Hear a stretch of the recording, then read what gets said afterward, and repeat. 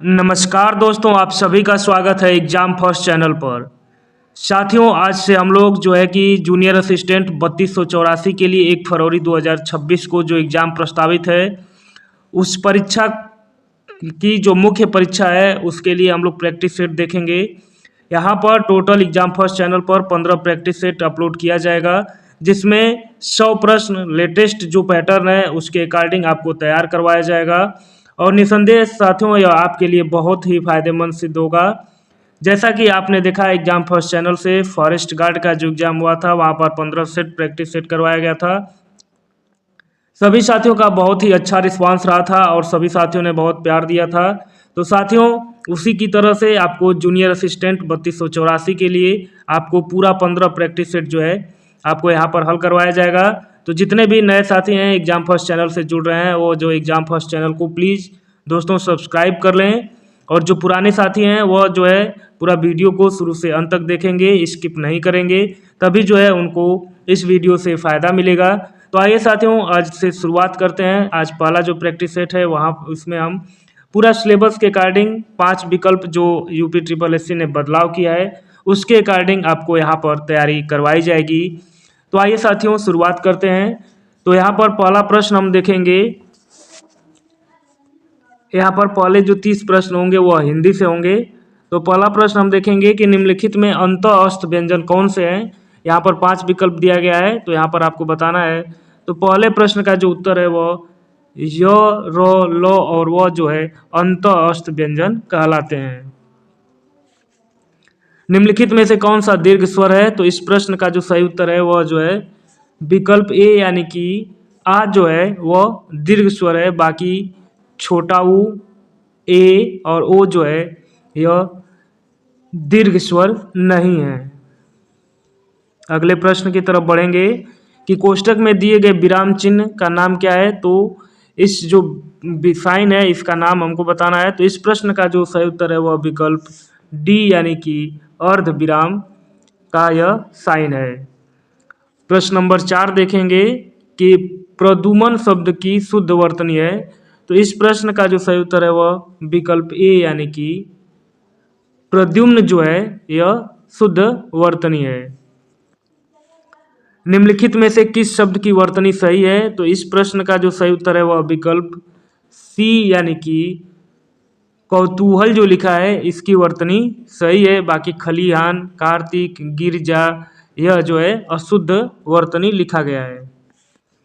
निम्नलिखित में से भाववाचक संज्ञा का उदाहरण कौन सा है। तो इस प्रश्न का जो सही उत्तर है वह विकल्प ए, यानी कि सूक्ष्मता जो है यह भाववाचक संज्ञा का उदाहरण है।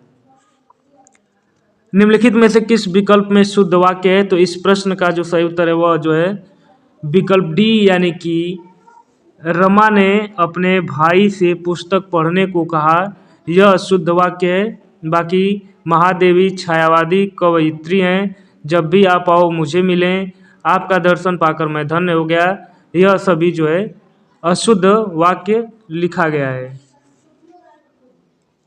बीना जल्दी चली आ में विधेय का विस्तारण है कौन सा। तो इस प्रश्न का जो सही उत्तर है वह विकल्प सी, यानी कि विधेय का जो विस्तारण है वह जल्दी चली आ में जल्दी जो है यह विधेय का विस्तारण है। अगला प्रश्न देखेंगे कि ये किस क्रिया के उदाहरण है, यानी कि सुरेश ने फल खरीदा, राम ने रावण को मारा। तो इस प्रश्न का जो सही उत्तर है वह विकल्प डी, यानी कि यह सकर्मक क्रिया का उदाहरण है। सकर्मक क्रियाएं वो होती हैं कि जब हम कुछ प्रश्न करते हैं तो हमको उसका उत्तर मिल जाता है। जैसे सुरेश ने फल खरीदा, तो सुरेश ने क्या खरीदा, फल खरीदा। और राम ने रावण को मारा, तो राम ने किसको मारा, रावण को मारा। तो यहाँ पर जब हम प्रश्नवाचक चिन्ह लगाते हैं तो हमको उसका एक सटीक उत्तर मिल जाता है। तो वहाँ पर सकर्मक क्रिया का प्रयोग किया जाता है। निम्नलिखित में उस समूह को चिन्हित करें जिसमें पुल्लिंग से स्त्रीलिंग परिवर्तन सही रूप में किया गया है। तो इस प्रश्न का जो सही उत्तर है वह यानी कि कवि, सम्राट, नेता और विधुर। तो इस प्रश्न का जो सही उत्तर है वह विकल्प बी, यानी कि कवि का स्त्रीलिंग कवयित्री और सम्राट का सम्राज्ञी और नेता का नेत्री और विधुर का विधवा जो है स्त्रीलिंग होगा। वह चम्मच से चावल खाता है, वाक्य में चम्मच में कौन सा कारक है, यानी कि चम्मच से जो है उसमें कौन सा कारक है। तो इस प्रश्न का जो सही उत्तर है वह विकल्प ए यानी कि करण कारक का यहाँ पर प्रयोग किया गया है।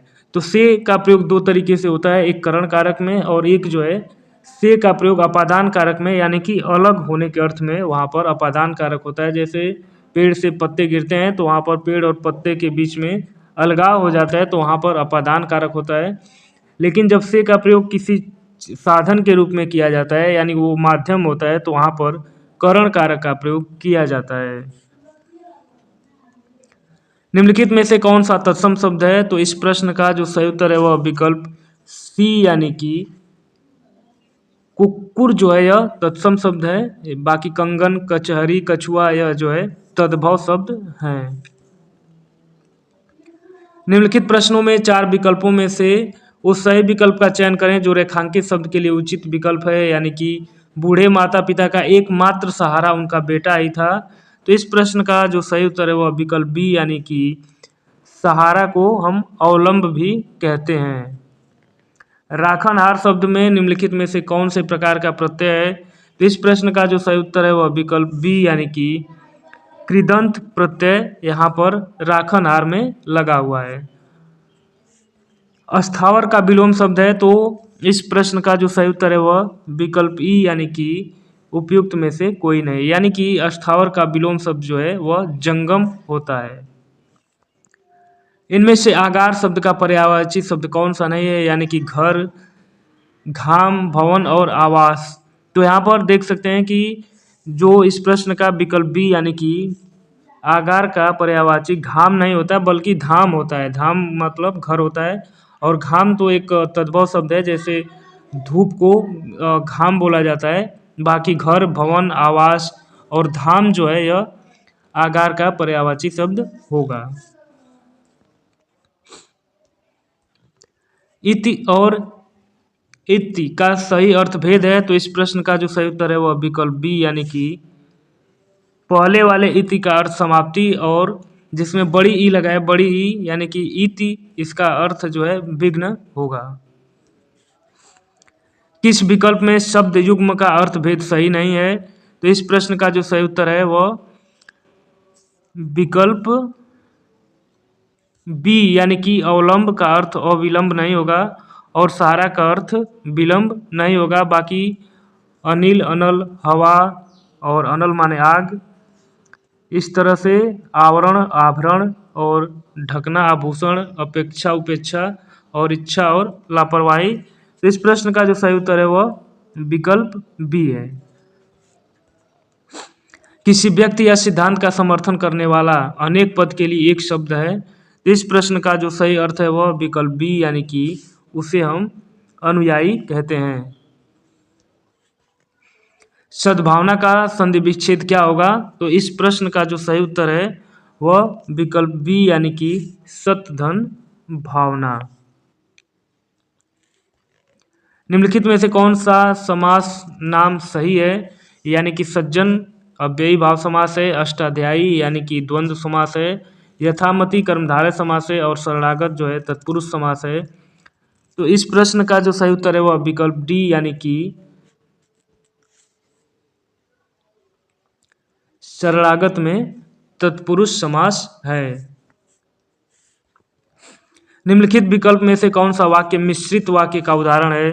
तो इस प्रश्न का जो सही उत्तर है वह विकल्प ए यानी कि जब मैं छोटी थी तब साइकिल चलाती थी, यह मिश्रित वाक्य का उदाहरण है। श्रृंगार रस का अस्थायी भाव क्या है। तो इस प्रश्न का जो सही उत्तर है वह विकल्प ई यानी कि इनमें से कोई नहीं, अतः श्रृंगार रस का अस्थायी भाव रति होता है। यहाँ पर देखेंगे कि चरण कमल बंदो है राय में कौन सा अलंकार है। तो इस प्रश्न का जो सही उत्तर है वह विकल्प सी यानी कि रूपक अलंकार है। यहाँ पर चरण कमल बंदो है राय, यहाँ पर यानी कि चरण को सीधे कमल बता दिया गया है, यहाँ पर तुलना भी नहीं की गई है, सीधे बता दिया गया है कि चरण जो है कमल के समान है, तो इसलिए यहाँ पर रूपक अलंकार होगा। अंगद का पैर होना मुहावरे का अर्थ निम्नलिखित में से कौन सा है। तो साथियों ऐसे प्रश्नों को आपको बार बार पढ़ना है, प्रश्न को पढ़ना है, फिर उनके ऑप्शंस को पढ़ना है, क्योंकि यहाँ पर बहुत ही माइनर डिफरेंस होता है और जो है गलतियाँ हो जाती हैं। यहाँ पर आप देख सकते हैं कि प्रतिज्ञा जिससे कभी न डिगे, मजबूत और सुदृढ़ टांगों वाला, स्थिर कदम जो कभी विचलित नहीं होते, और राम का परम भक्त। तो यहाँ पर देख सकते हैं ऑप्शन ए और ऑप्शन सी दोनों में बहुत ही कम जो है फासला है। तो यहाँ पर आपको जो है इस तरह के प्रश्नों का आपको प्रैक्टिस करना पड़ेगा। तो इस प्रश्न का जो सही उत्तर है वह विकल्प ए यानी कि प्रतिज्ञा जिससे कभी न डिगे, यह अंगद का पैर होने मुहावरे का अर्थ है। हिंदी का प्रथम समाचार पत्र कौन सा था? तो इस प्रश्न का जो सही उत्तर है वह विकल्प बी यानी कि उदंत मार्तंड जो है यह हिंदी का प्रथम समाचार पत्र था। साथियों, हिंदी के प्रश्न जब 30 प्रश्न पूछे जाते हैं तो वहाँ पर एक प्रश्न जो है हिंदी के अनसीन पैसेजेस से प्रश्न पूछा जाता है। तो इस तरह के प्रश्न काफ़ी आसान होते हैं। तो आप इस तरह से आप जो पैसेज दिया होता है उसको पढ़कर और आप जो है उसका आंसर लगा सकते हैं। और इसका सबसे एक बेस्ट तरीका होता है कि पहले आप जो पहला क्वेश्चन है उसको आप पढ़ लें कि यहाँ पर देखें कि कैसे मित्र विष से भरे घट के समान त्याज्य होते हैं। तो कुछ आंसर इसके जनरल आंसर होते हैं, जैसे जो मित्र सिर्फ अप्रिय वचन बोलते हैं, जो मित्र सिर्फ चुप रहते हैं, और जो सामने प्रिय बोलते हैं लेकिन पीछे विश्वमन करते हैं, और जो मित्र सिर्फ सच बोलते हैं। तो आप अगर इस पैसेज को नहीं भी पढ़ेंगे तब भी आप एक इस तरह से आप जनरल एक आइडिया लगा सकते हैं कि विष से घट के समान त्याज्य होते हैं। तो कैसे मित्र होते हैं? जो सामने प्रिय बोलते हैं लेकिन पीछे विष वमन करते हैं। तो इस प्रश्न का जो सही उत्तर है वह विकल्प सी यानी कि जो सामने प्रिय बोलते हैं लेकिन पीछे विष वमन करते हैं। विष वमन शब्द कौन से समास का उदाहरण है? तो इस प्रश्न का जो सही उत्तर है वह विकल्प डी यानी कि तत्पुरुष समास का, यानी कि जब विग्रह करेंगे तो विष को वमन करने वाले। पातक शब्द का विलोम निम्नलिखित में से कौन सा शब्द है? तो इस प्रश्न का जो सही उत्तर है वह विकल्प ई यानी कि उपयुक्त में से कोई नहीं। मित्रता को स्थिर और दृढ़ रखने के लिए सबसे महत्वपूर्ण आवश्यक तत्व है। तो इस प्रश्न का जो सही उत्तर है वह विकल्प सी यानी कि सहिष्णुता और उदारता जो है मित्रता को स्थिर और दृढ़ करने के लिए सबसे महत्वपूर्ण और आवश्यक तत्व हैं। इस तरह से अब जो है यहाँ पर हम रीजनिंग के प्रश्नों को देखेंगे, क्योंकि सिलेबस में रीजनिंग से भी 15 प्रश्न पूछे जाने वाले हैं। तो साथियों, इस प्रश्न को अगर हम यहाँ पर देखें तो यहाँ पर देखिए 198 है, और यहाँ पर अगर देखा जाए तो +2 का ऐड हुआ है। उसके बाद देखा जाए 200 हो गया, 200 में +3 को ऐड किया गया है, और इस तरह से देखा जाए तो +5 को, फिर उसके बाद +7 को। तो इस तरह से आप देख सकते हैं कि एक तरीके से वो उन संख्याओं को ऐड किया गया है जो अभाज्य संख्याएं हैं। तो इस तरह से अगर इस सीक्वेंस को पूरा किया जाए तो 7 के बाद जो है यहाँ पर 11 को ऐड किया गया है, और उसके बाद 13 को। तो अगला जो होगा वह +17 का ऐड होगा। तो इस तरह से यहाँ पर इस प्रश्न का जो सही उत्तर है वह विकल्प सी यानी कि 256 जो है इस प्रश्न का सही उत्तर होगा। अगला प्रश्न देखते हैं कि गोपी ने विवेक से कहा कि वह व्यक्ति मेरी माँ के इकलौते भाई का पिता है, गोपी उन्हें क्या कहेगी? तो इस प्रश्न का जो सही उत्तर होगा वह, आप थोड़ा सा जनरल भी देख सकते हैं कि गोपी ने विवेक से कहा कि वह व्यक्ति मेरी माँ, यानी कि गोपी कह रही कि उसके मेरी माँ के इकलौते भाई का पिता है। तो इस तरह से देखें कि गोपी की माँ का भाई तो गोपी का मामा हुए, और उनका पिता यानी कि गोपी उनको क्या बोलेगी? उनको नाना बोल सकती है, यानी कि गोपी के वो नाना हुए। इस तरह से यहाँ पर देखेंगे, यहाँ पर डाइस से प्रश्न पूछा गया है। तो साथियों, अब मैं आपसे उम्मीद करता हूँ कि आपने ज़रूर रीजनिंग पढ़ी होगी कहीं ना कहीं से। यहाँ पर प्रैक्टिस सेट में हम देखेंगे, तो मैं पूरी उम्मीद करूँगा कि आपने ज़रूर एक बार रीजनिंग को अध्ययन किया होगा। तो यहाँ पर साथियों इस तरह से अगर हम देखें यहाँ पर, तो यहाँ पर इसका डाइस का जो कॉन्सेप्ट होता है कि जो ये वाला पार्ट है और ये वाला जो पार्ट है और ये जो पार्ट है, जब डाइस को ओपन करते हैं तो ये जो पार्ट है एक दूसरे के अपोजिट में आएंगे, ठीक है। तो अब ये इस तरह से ये वाली जो सतह है इसके अपोजिट, ये वाली इसके अपोजिट, और ये वाले इसके अपोजिट, तो इनको हमको देखना है कि कहीं ये किसी में साइड में तो नहीं है। तो यहाँ पर अगर देखा जाए तो जो 5 नंबर है और ये गोला, तो इसको क्या होना चाहिए, यहाँ पर इसके अपोजिट आना चाहिए। ये अपोजिट का है, परंतु यहाँ पर देखा जाए तो ये साइड में बना हुआ है, साइड बना रहा है। तो इसलिए यहाँ पर जो विकल्प ए है यह इस प्रश्न का सही उत्तर यहाँ पर होगा। अगला प्रश्न देखेंगे, यहाँ पर ये डायरेक्शन का क्वेश्चन है। तो डायरेक्शन के प्रश्न तो बहुत ही आसान होते हैं। अपने घर से गीता पूर्व में 80 किलोमीटर गई, फिर वह उत्तर की ओर मुड़ी, 20 किलोमीटर दूरी तय की, पूर्व की ओर मुड़ी, 20 किलोमीटर तय की, फिर वह दक्षिण की ओर मुड़ी, 80 किलोमीटर की दूरी तय की, अंत में पश्चिम की ओर मुड़ते हुए उसने 20 किलोमीटर की दूरी तय की।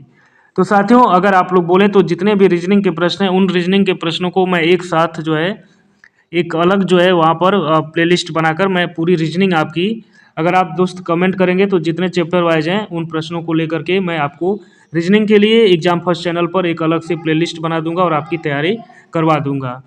तो अभी से इन प्रश्नों को हम थोड़ा रीजनिंग के, क्योंकि यहाँ पर पूरा एक्सप्लेन करना होगा और लिखना होगा, तो थोड़ा सा यहाँ पर जो है कि यह संभव नहीं हो पा रहा है क्योंकि इन प्रश्नों को यहाँ पर लिखना। तो मैं एक अलग से इन प्रश्नों को स्किप कर देता हूँ अभी के लिए, और प्रश्न नंबर यहाँ पर 46 से हम यहाँ पर देखते हैं। और साथियों, ऐसा नहीं है, आपको एग्जाम फर्स्ट चैनल पर अगर आपका कमेंट आएगा तो रीजनिंग के लिए अलग से प्लेलिस्ट और आपको चैप्टर वाइज भी रीजनिंग करवा दी जाएगी। तो यहाँ पर साथियों हम प्रश्न नंबर 46 से देखते हैं कि राष्ट्रकूट वंश के संस्थापक कौन थे। तो इस प्रश्न का जो सही उत्तर है वह विकल्प डी यानी कि दंती दुर्ग यानी दंती वर्मन राष्ट्रकूट वंश के संस्थापक थे। अपने संदेश के प्रचार प्रसार के लिए हिंदी का प्रयोग करने वाले प्रथम भक्ति संत निम्नलिखित में से कौन से थे। तो इस प्रश्न का जो सही उत्तर है वह विकल्प डी यानी कि रामानंद जो है यह प्रथम भक्ति संत थे। मूल भारतीय संविधान निम्नलिखित में से किसके द्वारा हस्तलिखित था। तो इस प्रश्न का जो सही उत्तर है वह विकल्प डी यानी कि प्रेम बिहारी नारायण रायजादा के द्वारा यह जो है हस्तलिखित संविधान लिखा गया था। सह्याद्री पर्वत श्रृंखला में स्थित लोकप्रिय पहाड़ी किले का नाम बताएं जिसे द ईगल्स नेस्ट के नाम से जाना जाता है। तो इस प्रश्न का जो सही उत्तर है वह विकल्प बी यानी कि शिवनेरी का किला। स्फैग्नोमैनोमीटर का उपयोग निम्नलिखित में से किस से मापने के लिए किया जाता है। तो इस प्रश्न का जो सही उत्तर है वह विकल्प ए यानी कि रक्तचाप यानी कि ब्लड प्रेशर मापने के लिए जो मशीन आती है उसको स्फिग्नोमैनोमीटर कहा जाता है। वह स्थल जहां हर्षवर्धन ने बौद्ध महासम्मेलन का आयोजन किया था। तो इस प्रश्न का जो सही उत्तर है वह विकल्प ई यानी कि उपयुक्त में से कोई नहीं। तो बौद्ध महासम्मेलन का आयोजन जो है कहाँ पर किया गया था। तो हर्षवर्धन के द्वारा जो बौद्ध महासम्मेलन का आयोजन किया गया था वह इलाहाबाद यानी कि प्रयाग में किया गया था। किस वर्ष में ईस्ट इंडिया कंपनी ने रणजीत सिंह के साथ अमृतसर की पहली संधि पर हस्ताक्षर किया था। तो इस प्रश्न का जो सही उत्तर है वह विकल्प डी यानी कि 1809 में अमृतसर की पहली संधि पर हस्ताक्षर किया गया था। दांडी नमक यात्रा के दौरान निम्नलिखित में से किस सामाजिक कार्यकर्ता ने गांधी जी को आंदोलनों को केवल पुरुषों तक सीमित न रखने के लिए राजी किया था। तो इस प्रश्न का जो सही उत्तर है वह विकल्प बी यानी कि कमला देवी चट्टोपाध्याय ने। संविधान सभा का प्रथम अधिवेशन कब हुआ था। तो इस प्रश्न का जो सही उत्तर है वह विकल्प डी यानी कि 9 दिसंबर 1946 को। भारतीय संविधान का निम्न में से कौन सा अनुच्छेद मानव के क्रय विक्रय तथा जबरदस्ती मजदूरी कराने पर प्रतिबंध लगाता है। तो इस प्रश्न का जो सही उत्तर है वह विकल्प ए यानी कि अनुच्छेद 23वां। ग्रेनाडा स्थित है, कहाँ पर स्थित है। तो इस प्रश्न का जो सही उत्तर है वह विकल्प बी यानी कि ग्रेनेडा जो है कैरेबियन सागर में स्थित है। एक्वीफर यानी कि जल वृत्त क्या है। तो इस प्रश्न का जो सही उत्तर है वह विकल्प ए यानी कि भौम जल स्तर के नीचे का जो संतृप्त क्षेत्र है उसे एक्वीफर कहा जाता है। चमेरा बांध किस नदी पर बनाया गया है। तो इस प्रश्न का जो सही उत्तर है वह विकल्प ई यानी कि उपयुक्त में से कोई नहीं। तो इस तरह से अगर देखा जाए तो जो चमेरा बांध है वह हिमाचल प्रदेश में और रावी नदी पर बनाया गया है। इनमें से किस प्रकार की अर्थव्यवस्था में संसाधनों पर निजी अधिकार होते हैं और आर्थिक गतिविधियों का मुख्य उद्देश्य लाभ अर्जित करना होता है? तो इस तरह के इस प्रश्न का जो सही उत्तर है वह विकल्प ए यानी कि पूंजीवादी अर्थव्यवस्था कहलाती है।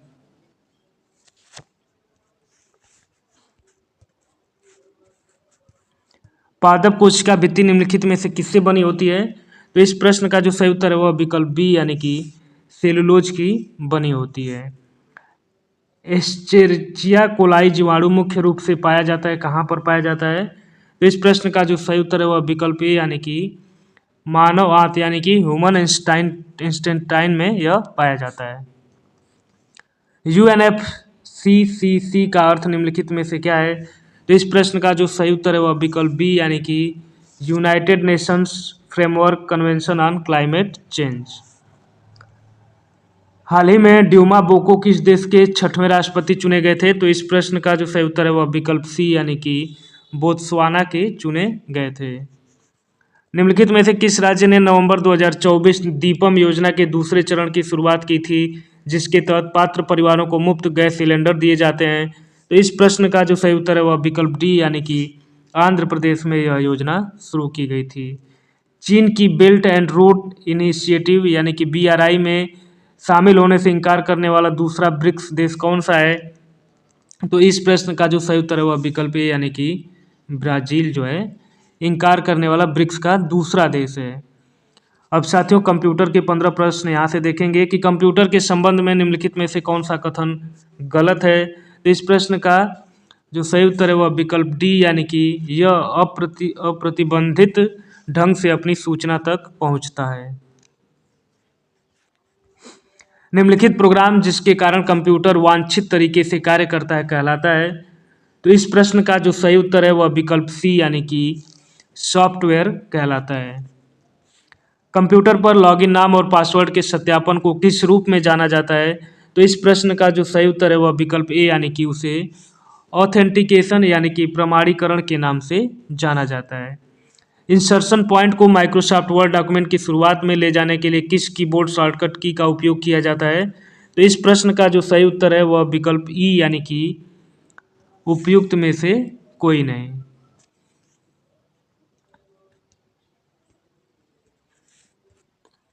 यानी कि यदि हम कंट्रोल प्लस होम प्लेस करेंगे तो यह वर्ड डॉक्यूमेंट के शुरुआत में लेकर जाएगा। माइक्रोसॉफ्ट पावरपॉइंट 2016 में निम्न में से कौन सा प्रेजेंटेशन व्यू विकल्प सभी स्लाइड्स के थंबनेल को आसानी से पुनर्व्यवस्थित करने के लिए आपकी प्रेजेंटेशन में दिखाता है? तो इस प्रश्न का जो सही उत्तर है वह विकल्प सी यानी कि स्लाइड सॉर्टर व्यू के द्वारा पुनर्व्यवस्थित जो है किया जा सकता है। वीडियो कॉन्फ्रेंसिंग हेतु निम्नलिखित में से कौन सा डिवाइस अनिवार्य है? तो इस प्रश्न का जो सही उत्तर है वह विकल्प सी यानी कि वीडियो कॉन्फ्रेंसिंग के लिए वेब कैम जो है अनिवार्य डिवाइस है। को मानव उपयोगकर्ता और कंप्यूटर हार्डवेयर के बीच एक इंटरफेस के रूप में जाना जाता है? तो इस प्रश्न का जो सही उत्तर है वह विकल्प ए यानी कि ऑपरेटिंग सिस्टम को मानव उपयोगकर्ता और कंप्यूटर हार्डवेयर के बीच एक इंटरफेस के रूप में जाना जाता है। विंडोज ऑपरेटिंग सिस्टम विकसित किया गया किसके द्वारा? तो इस प्रश्न का जो सही उत्तर है वह विकल्प ए यानी कि माइक्रोसॉफ्ट के द्वारा विंडोज ऑपरेटिंग सिस्टम को विकसित किया गया है। विंडोज में बाय डिफ़ॉल्ट फाइल्स जब डिलीट हो जाती है तो उन्हें भेजा जाता है कहाँ पर? तो इस प्रश्न का जो सही उत्तर है वह विकल्प बी यानी कि विंडोज में जो फाइल डिलीट हो जाती है वह रिसाइकल बिन में स्वतः ही चली जाती है। लिब्रे ऑफिस कैल्क में फंक्शन को इंसर्ट करने के लिए शॉर्टकट क्या है? इस प्रश्न का जो सही उत्तर है वह विकल्प बी यानी कि कंट्रोल प्लस F2। इंटरनेट की शुरुआत के रूप में की गई थी? तो इस प्रश्न का जो सही उत्तर है वह विकल्प ई यानी कि उपयुक्त में से कोई नहीं। तो इंटरनेट की शुरुआत जो है 1969 में अमेरिकी रक्षा विभाग द्वारा ARPANET के रूप में किया गया था। वेब ब्राउजिंग के संदर्भ में बुकमार्क का उद्देश्य यह है कि बुकमार्क का जो उद्देश्य होता है वह विकल्प ए यानी कि विशिष्ट वेबसाइटों को सेव और व्यवस्थित कर सके ताकि आप उन पर बार बार जा सकें। फाइलों को इंटरनेट के माध्यम से सुरक्षित रूप से किसके द्वारा स्थानांतरित किया जा सकता है? तो इस प्रश्न का जो सही उत्तर है वह विकल्प ए यानी कि FTP के द्वारा स्थानांतरित किया जा सकता है। DFT का पूर्ण रूप क्या है? तो इस प्रश्न का जो सही उत्तर है वह विकल्प सी यानी कि DFT जो है stand for digital financial tool. निम्नलिखित में से किस ऑनलाइन सेवा की गोपनीयता को TOR का उपयोग करके सुरक्षित नहीं किया जा सकता है? तो इस प्रश्न का जो सही उत्तर है वह विकल्प सी यानी कि ID का उपयोग करके लॉगिन करें। अब यहाँ से 20 प्रश्न हम यूपी से संबंधित प्रश्नों को देखेंगे कि किस शहर को खिलौनों के शहर के नाम से जाना जाता है। तो इस प्रश्न का जो सही उत्तर है वह विकल्प डी यानी कि ग्रेटर नोएडा को जाना जाता है। निम्नलिखित में से कौन सी गुफाएं उत्तर प्रदेश में स्थित हैं? तो इस प्रश्न का जो सही उत्तर है वह विकल्प डी यानी कि गुप्त गोदावरी की गुफाएं जो है उत्तर प्रदेश से संबंधित है और यह उत्तर प्रदेश के चित्रकूट जिले में स्थित हैं। उत्तर प्रदेश के भाबर क्षेत्र में निम्नलिखित में से किस प्रकार की मृदा पाई जाती है? तो इस प्रश्न का जो सही उत्तर है वह विकल्प सी यानी कि कंकरीली व पथरीली मृदा पाई जाती है। उत्तर प्रदेश में मयूर संरक्षण केंद्र निम्नलिखित में से किस स्थान जनपद में स्थित है? तो इस प्रश्न का जो सही उत्तर है वह विकल्प बी यानी कि मयूर संरक्षण केंद्र जो है मथुरा में अवस्थित है। उत्तर प्रदेश किस फसल का सबसे बड़ा उत्पादक है? तो इस प्रश्न का जो सही उत्तर है वह विकल्प ई यानी कि उपयुक्त में से कोई नहीं, यानी कि मक्का, चावल, चना, बाजरा। तो इनमें से उत्तर प्रदेश इसका सबसे बड़ा उत्पादक नहीं है। उत्तर प्रदेश जो है गेहूं का और अन्य जो फल हैं उनका सबसे बड़ा उत्पादक है। निम्नलिखित में से कौन सी बहुउद्देशीय नदी घाटी योजना जो है बेतवा नदी पर बनाई गई है? तो इस प्रश्न का जो सही उत्तर है वह विकल्प सी यानी कि माता टीला बांध जो है यह बेतवा नदी पर बनाया गया है। आर्यभट्ट नक्षत्रशाला स्थित है कहाँ पर? तो इस प्रश्न का जो सही उत्तर है वह विकल्प बी यानी कि आर्यभट्ट नक्षत्रशाला जो है रामपुर में स्थित है। उत्तर प्रदेश में चमड़ा प्रौद्योगिकी उद्यान किस नगर में अवस्थित है? तो इस प्रश्न का जो सही उत्तर है वह विकल्प सी यानी कि बंथर उन्नाव में चमड़ा यानी लेदर टेक्नोलॉजी पार्क अवस्थित है। निम्नलिखित में से कौन सा एक सही सुमेलित नहीं है? यानी कि बायोटेक्नोलॉजी पार्क लखनऊ में, ट्रॉनिका सिटी नोएडा और plastic city Kanpur Dehat, leather technology park Unnao. तो इस प्रश्न का जो सही उत्तर है वह विकल्प बी यानी कि ट्रॉनिका सिटी जो है यह नोएडा में स्थित नहीं है। उत्तर प्रदेश के निम्नलिखित में से किस जिले में केंद्र सरकार की अफीम की फैक्ट्री स्थित है? तो इस प्रश्न का जो सही उत्तर है वह विकल्प बी यानी कि गाजीपुर में सरकार की एक अफीम फैक्ट्री अवस्थित है। निम्नलिखित में से कौन हड़प्पीय पुरास्थल उत्तर प्रदेश में स्थित नहीं है? तो इस प्रश्न का जो सही उत्तर है वह विकल्प बी यानी कि देशलपुर जो है उत्तर प्रदेश में स्थित नहीं है। निम्न में से कौन सा एक उत्तर प्रदेश का लोक नृत्य नहीं है? तो इस प्रश्न का जो सही उत्तर है वह विकल्प डी यानी मुरिया जो है उत्तर प्रदेश का लोक नृत्य नहीं है। बाकी चरकुला, दादरा और कर्मा उत्तर प्रदेश राज्य से संबंध रखते हैं। निम्नलिखित में से कौन सा कोयला आधारित बिजली संयंत्र उत्तर प्रदेश में स्थित है? यानी कि डरलीपाली, दादरा, सिंगरौली और विंध्याचल। तो इस प्रश्न का जो सही उत्तर है वह विकल्प बी यानी कि 2 और 3 यानी कि दादरी और सिंगरौली। आगरा लखनऊ एक्सप्रेसवे हाईवे की लंबाई कितनी है? तो इस प्रश्न का जो सही उत्तर है वह विकल्प ए यानी कि 300 किलोमीटर लंबाई है। शतरंज के खिलाड़ी इस पुस्तक के लेखक कौन है? तो इस प्रश्न का जो सही उत्तर है वह विकल्प सी यानी कि मुंशी प्रेमचंद। कौन सी इकाई उत्तर प्रदेश में बच्चों के लिए कक्षाएं लाने के विजन को आगे बढ़ा रही है? तो इस प्रश्न का जो सही उत्तर है वह विकल्प सी यानी कि UPOER जो है ऑनलाइन कक्षाओं को लाने का विजन आगे बढ़ा रही है। 2011 की जनगणना के अंतिम आंकड़ों के अनुसार उत्तर प्रदेश का कौन सा जिला सर्वोच्च साक्षरता दर वाला जिला है? तो इस प्रश्न का जो सही उत्तर है वह विकल्प ई यानी कि उपयुक्त में से कोई नहीं। तो उत्तर प्रदेश में सर्वोच्च जो साक्षरता है वह गौतम बुद्ध नगर की और न्यूनतम साक्षरता जो है श्रावस्ती जिले की है। PM नरेंद्र मोदी ने उत्तर प्रदेश के किस जिले में श्री कल्की धाम मंदिर का उद्घाटन किया था? तो इस प्रश्न का जो सही उत्तर है वह विकल्प बी यानी कि कल्की धाम जो है वह संभल में स्थित है। हाल ही में ई-गवर्नेंस में जिला स्तरीय पहली श्रेणी में गोल्ड अवार्ड प्राप्त लैब मित्र पहल की शुरुआत उत्तर प्रदेश के किस जिले में की गई थी? तो इस प्रश्न का जो सही उत्तर है वह विकल्प ए यानी कि वाराणसी में की गई थी। और मुख्यमंत्री युवा उद्यम विकास अभियान योजना के तहत राज्य सरकार ने कितने नए एमएसएमई स्थापित करने का लक्ष्य रखा है? तो इस प्रश्न का जो सही उत्तर है वह विकल्प ए यानी कि 10 लाख जो है एमएसएमई स्थापित करने का लक्ष्य रखा गया है। तो साथियों, इस तरह से प्रैक्टिस सेट 1 के हमने सभी 100 प्रश्नों को यहाँ पर देख लिया। यह सभी 100 अत्यंत ही महत्वपूर्ण और लेटेस्ट पैटर्न पर और पूरा सिलेबस वाइज आपको यह 100 प्रश्न आपको करवाए गए। तो जो भी साथी एग्जाम फर्स्ट चैनल पर पहली बार जुड़ रहे हैं उन साथियों से अपेक्षा की जाती है कि वह इस चैनल को प्लीज़ सब्सक्राइब कर लें, और जो भी पुराने साथी हैं उनसे यह विनम्र निवेदन किया जा रहा है कि वो साथी जो है वीडियो को पूरा शुरुआत से अंत तक देखें। और इस तरह से आपको यहाँ पर जूनियर असिस्टेंट 3284 पोस्ट के लिए जिसका एग्ज़ाम 1 फरवरी 2026 को प्रस्तावित है, उसको लेकर यहाँ पर आपको पूरी तरह से तैयारी प्रैक्टिस सेट के माध्यम से, थ्योरी के माध्यम से, मॉक टेस्ट के माध्यम से आपको यहाँ पर बहुत ही अच्छी तरीके से तैयारी करवाई जाएगी। तो आप सभी साथियों से यह उम्मीद की जाती है कि आप एग्जाम फर्स्ट चैनल को ज़रूर सब्सक्राइब करेंगे और अपने मित्रों के बीच भी शेयर करेंगे। तो आप सभी साथियों का बहुत बहुत धन्यवाद। नमस्कार।